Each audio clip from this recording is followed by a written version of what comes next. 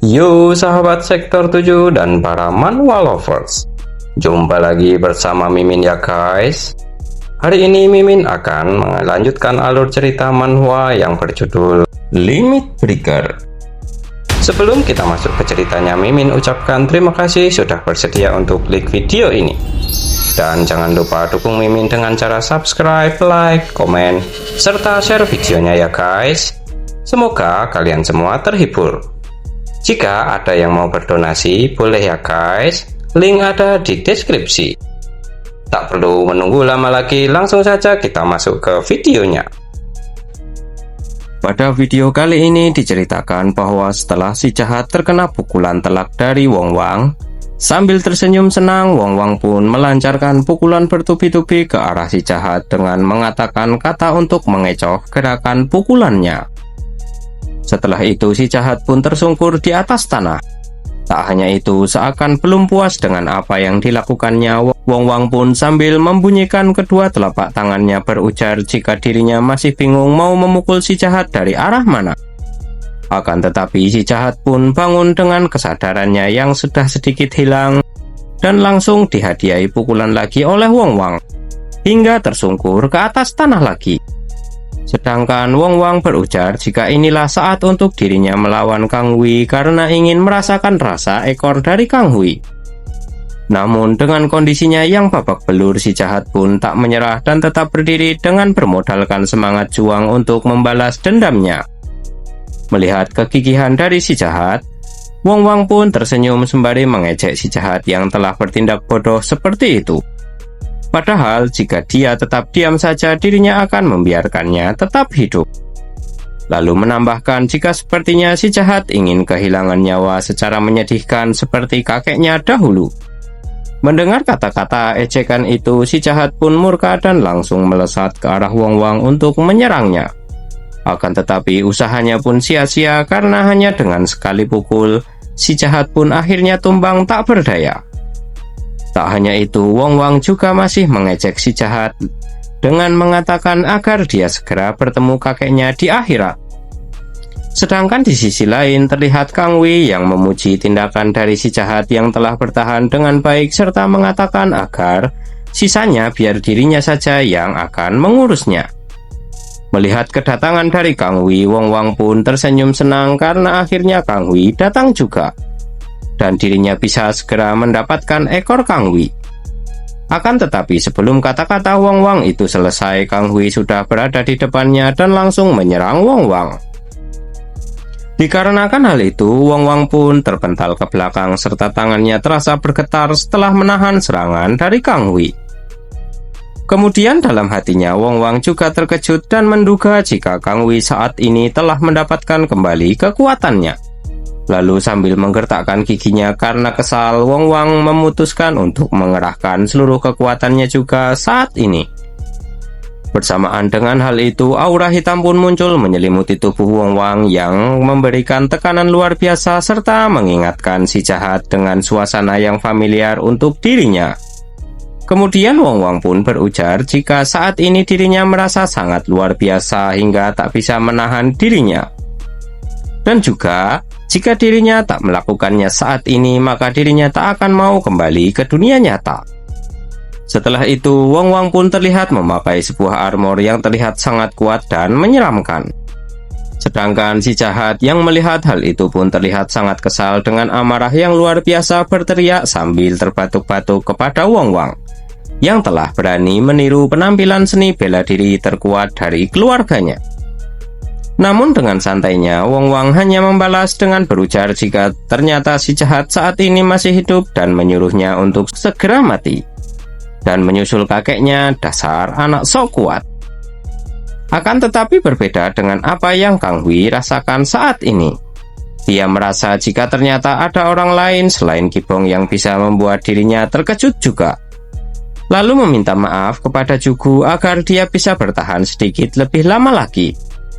Mendengar hal itu, Jugu pun mengangguk dan menyalurkan energinya lewat senjata gelang yang ada di tangannya ke arah Kang Hui. Setelah itu, energi Kang Hui pun meluap-luap.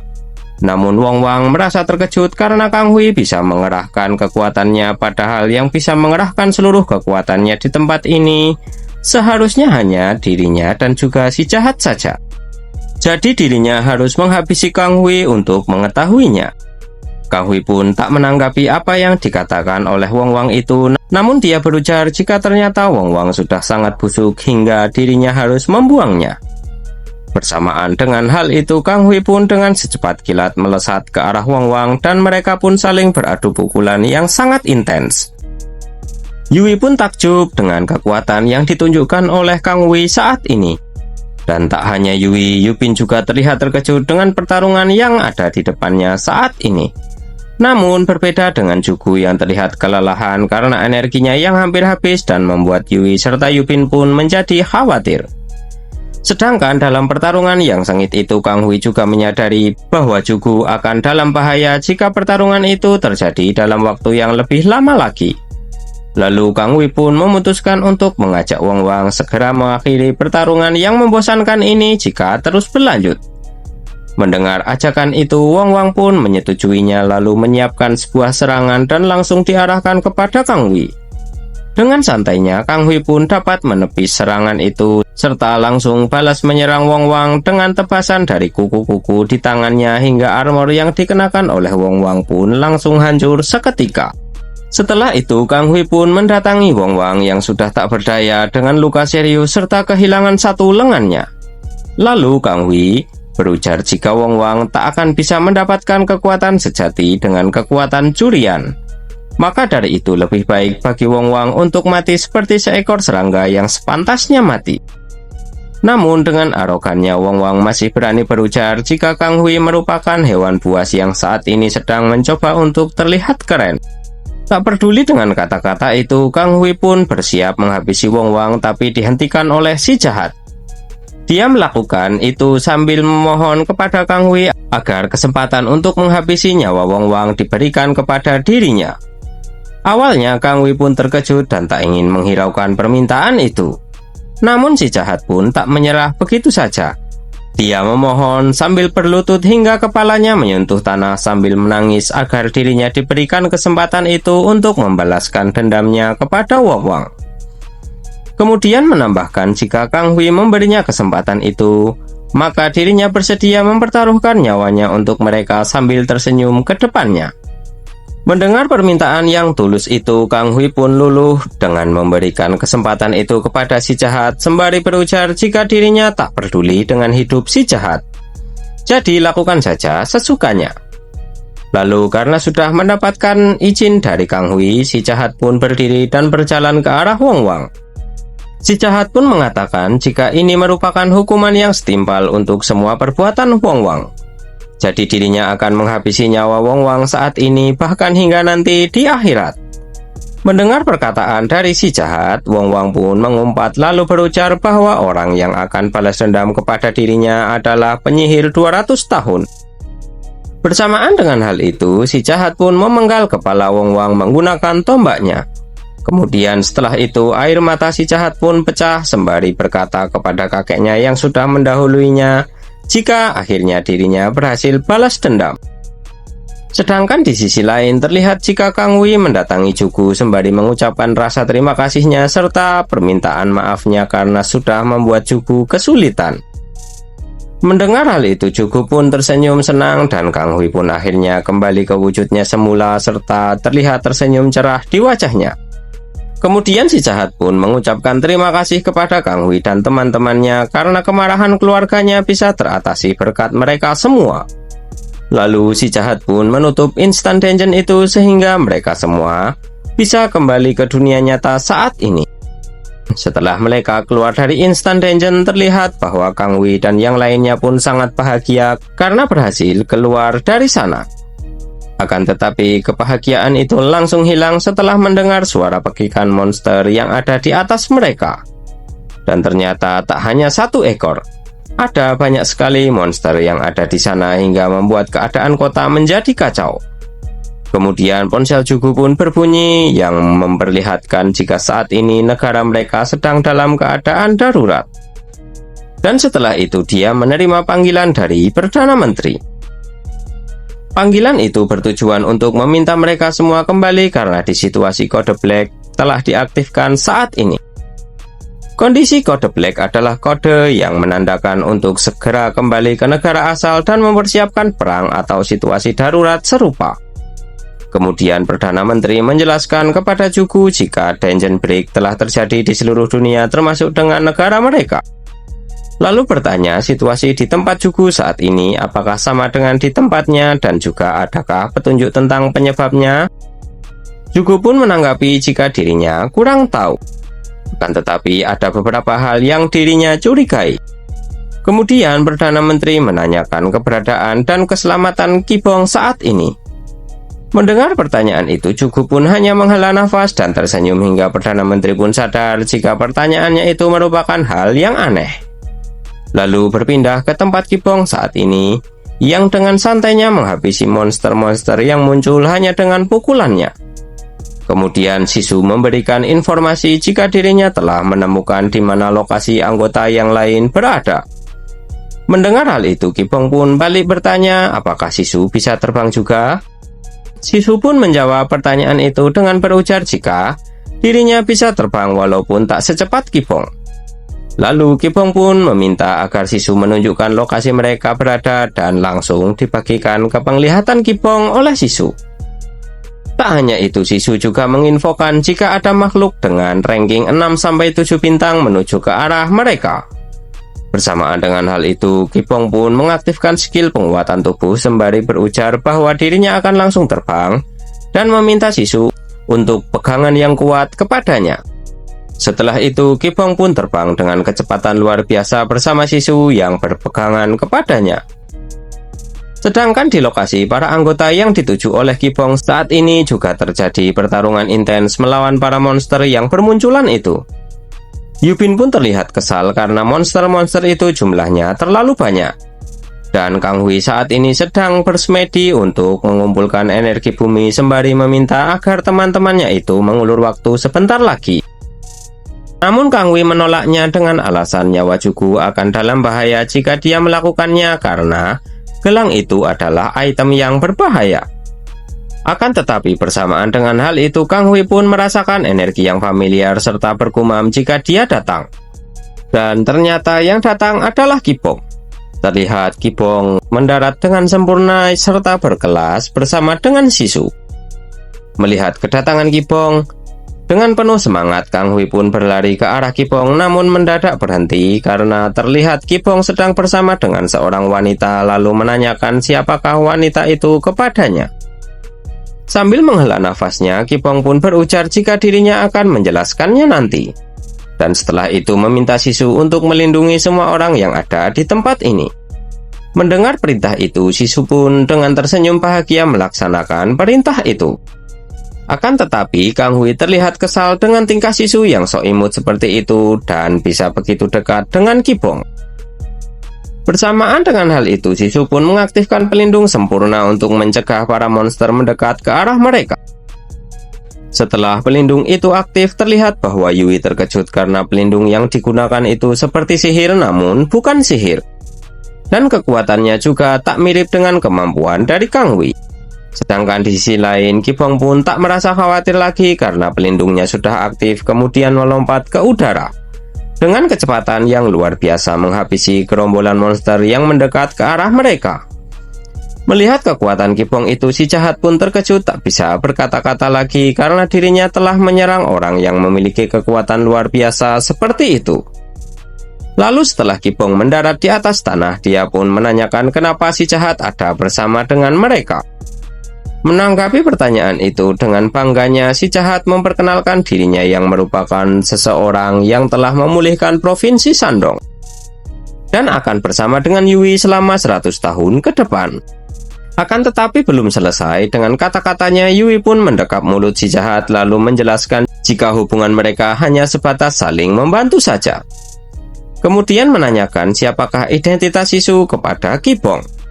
Mendengar hal itu, dengan penuh semangat Sisu pun menyapa Yui sembari memperkenalkan dirinya yang bernama Sisu dan akan bersama dengan Kibong selamanya. Mendengar perkataan itu, semua orang di sana pun serentak terdiam tak bisa berkata-kata. Lalu Kang Wi memecah situasi itu dengan memastikan kebenarannya kepada Kipong. Dengan muka sedikit kesal, Kipong pun meminta agar mereka tak salah paham, karena dirinya dan Sisu sudah lama saling mengenal. Kemudian menanyakan kepada Jugu apa yang akan mereka lakukan mulai saat ini. Sedangkan di sisi lain, Kang Wi pun terlihat kesal karena Kipong telah berbohong dengan mengatainya anak jahat.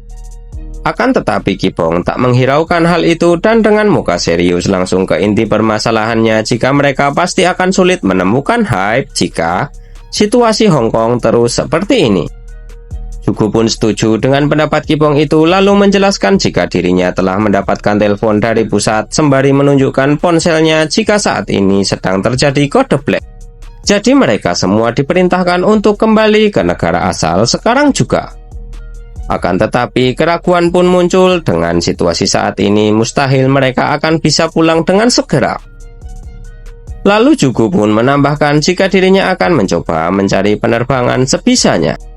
Namun jika tak ada, mereka harus membuat sebuah gate. Akan tetapi Yui pun menimpali jika seingatnya mereka tak boleh melakukan teleportasi antar negara. Jugu pun menjelaskan jika dalam situasi kode black, mereka bisa mencocokkan dengan zona waktu yang telah diatur. Mendengar hal itu, Yui pun bertanya siapakah yang akan melakukan sihir teleportasi itu. Karena bahkan di antara para ranking tertinggi sekalipun, tak banyak orang yang bisa melakukan sihir itu termasuk dengan dirinya. Dengan ekspresi kecewanya, Jugu pun juga masih bingung dan harus mencari orang yang bisa melakukan hal itu. Kemudian tiba-tiba Sisu pun mengangkat tangannya mengajukan diri sembari berujar jika dirinya bisa melakukan hal itu. Sontak perkataan dari Sisu itu pun membuat semua orang yang ada di tempat itu pun terkejut tak bisa berkata-kata. Kemudian berpindah di penjara rank S. Terlihat di sana juga tak luput dari serangan para monster. Terlihat dua orang sipir penjara sedang melawan para monster untuk melindungi penjara itu. Mereka pun berusaha keras melawan para monster-monster itu karena markas tak memberikan informasi apapun. Mereka berdua menyimpulkan jika kemungkinan markas pusat saat ini juga tengah diserang oleh para monster. Mereka pun berjuang hingga mempertaruhkan nyawa mereka karena jika penjara ini berhasil ditembus maka para penjahat yang lebih berbahaya dari monster itu akan kabur. Namun salah seorang sipir pun terkena serangan monster hingga menembus tembok dan terpental hingga sampai di depan Pak Taerim beserta dengan para anggota guild perisai yang ditahan di sana. Kemudian monster itu mengikutinya dari belakang serta hendak menyerangnya, namun monster itu kehilangan nyawanya dalam beberapa detik oleh serangan Taerim yang sungguh cepat. Setelah mengalahkan monster itu, Taerim pun berjalan mendekat ke arah sipir penjara yang terjatuh karena diserang oleh monster sebelumnya.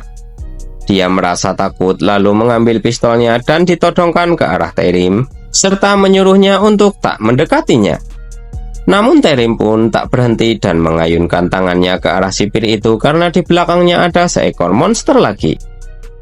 Lalu bersamaan dengan hal itu, sipir itu pun melepaskan tembakan ke arah Taerim yang pelurunya sama sekali tak melukai Taerim hingga membuat sipir itu terkejut. Setelah itu, Taerim pun melewati sipir itu dan terlihat duduk santai bersandar di tembok tempatnya di penjara. Sedangkan di kantor Perdana Menteri terlihat bahwa setelah mendengar penjara tempat Taerim ditahan diserang oleh para monster, Perdana Menteri pun terlihat terkejut dan juga marah karena baru dikabari hal sepenting itu saat ini. Namun bawahannya yang memberi laporan pun beralasan jika mereka baru saja menerima informasi itu. Kabarnya juga semua sistem pertahanan penjara pun sudah hancur karena serangan dari monster itu. Dan juga entah apa yang sudah terjadi, namun borgol yang menahan Taerim saat ini sudah terlepas. Mendengar hal itu, Perdana Menteri pun kesal dengan situasi itu. Karena jika Taerim berhasil kabur di situasi saat ini, pasti akan terjadi hal yang tak terduga. Lalu dengan ekspresi kesal yang tak tertahankan lagi dalam hati, Perdana Menteri berujar jika seharusnya dirinya mengeksekusi mati Taerim bagaimanapun caranya tanpa mendengarkan pihak lawan sama sekali. Kemudian dengan tergesa-gesa Perdana Menteri pun menginstruksikan agar mereka menyiapkan tim A yang merupakan pasukan khusus paling elit di bawah kendali dirinya. Tujuannya adalah untuk menghabisi Taerim saat kondisi tubuhnya kurang baik seperti saat ini. Lalu setelah itu mereka pun berteleportasi ke penjara tempat Taerim ditahan. Sesampainya di tempat itu, tim A yang dibawa oleh Perdana Menteri pun diperintahkan untuk menyisir seluruh area. Dan jika menemukan jejak anggota guild perisai ataupun Taerim, mereka harus melaporkan kepada dirinya dulu serta tak gegabah untuk mengambil tindakan.